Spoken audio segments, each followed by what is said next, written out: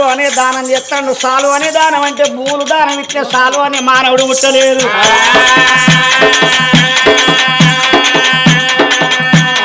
ఎండి బంగారం దానం చేస్తే సాలు అనే మానవుడు ఉట్టలేదు. డబ్బు దానం చేస్తే సాలు అనే మానవుడు ఉట్టలేదు.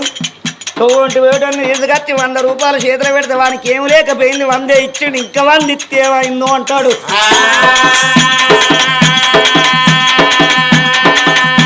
500 ఇచ్చిలా వారి మనసు తృప్తి కాదు. మానవ జీవి ఆశగొట్టి జీవో అన్నారు. అదే తోటి వేటని తీసుకొచ్చి కూర్చుండ పెట్టి ఇస్తారేసి మరి ఇస్తారు 2 అన్నం పెడితే కడుపులో వచ్చే కాడు తింటాడు. ఇంకింత తీసుకుంటావా బిడ్డ అంటే ఇక నాకు రాదు అంటాడు.